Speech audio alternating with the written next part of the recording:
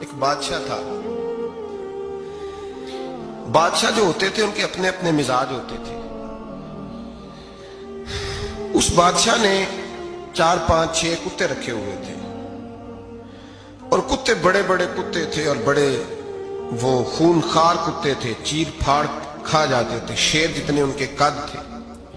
بادشاہ تھوڑا سا کسی آدمی سے ناراض ہوتا نا تو ایک بہت بڑے پنجرے کے اندر ایک بہت بڑا سلاخوں کا گھر اس نے بنایا ہوا تھا, اس میں کتے ہوتے تھے اور کتے کو جب باندھ کے رکھا جاتا ہے تو زیادہ زہریلا ہو جاتا ہے, وہ زیادہ اس کے اندر کرواہٹ آتی ہے, زیادہ کاٹتا ہے. اس نے قید کیے ہوئے تھے. کتے تو بڑے زہریلے تھے. جس آدمی سے بادشاہ تھوڑا سا ناراض ہوتا نا تو وہ کتے کے آگے اس آدمی کو ڈالتا, کتے اس کو چیر پھاڑ کے کھا جاتے. یہ سزا تھی, لوگوں کو پتا تھا. بادشاہ کے وزیر نے بڑی خدمت کی بادشاہ کی, 35 سال تک نوکری کی. لیکن ہر سورج نے غروب تو ہونا ہی ہوتا ہے نا, ہر چاند نے ڈلنا بھی ہوتا ہے.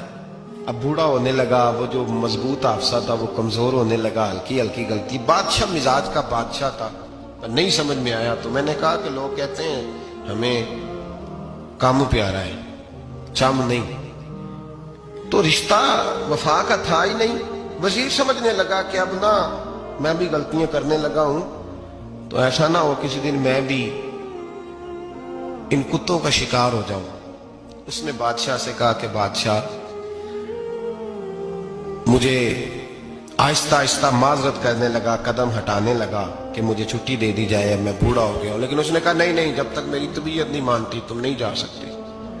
مطلق العنان لوگ تھے. وزیر خاموش ہو گیا, پریشان رہنے لگا, غلطی ہو گئی ہے تو پھینک دے گا. ایک تجویز اس کے ذہن میں آئی.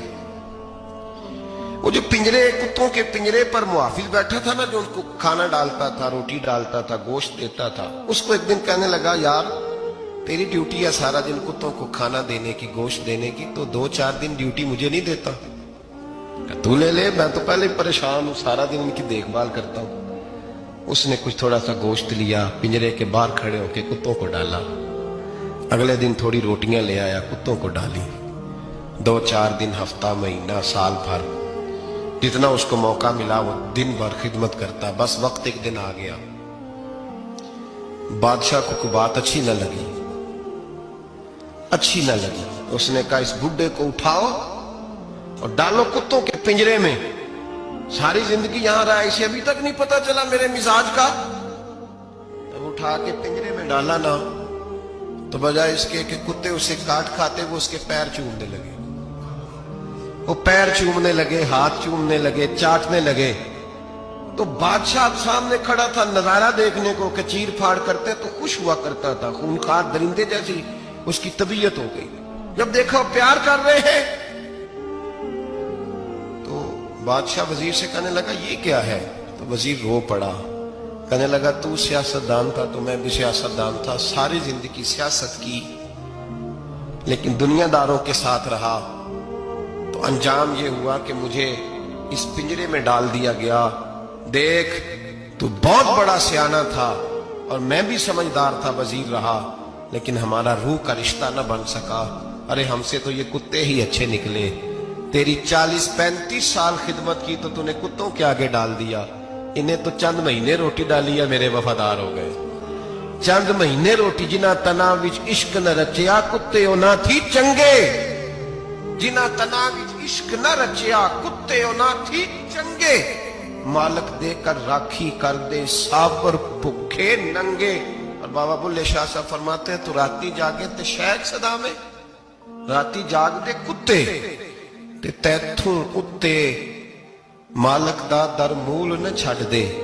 پانے مارو 100 جتے تے تیتھوں اتے رکھا سکھا کھا. دنے جار رکھاں وچ ستے تیتھوں اتے ایک برکی دا قدر پچھانن. پاویں مالک ہو من ستے. ایک برکی دا اوپر کھڑے ہو کے کام نہیں کرانا پڑتا کہ میں کھڑا رہوں گا تو کام صحیح ہوگا, جاؤں گا تو نہ. ایک برکی دا قدر پچھانن پاویں مالک ہو من ستے. پھر اپنے آپ کو مخاطب کیا, کہنے لگے اٹھ بلیا چل یار منا لے نہیں تے بازی لے.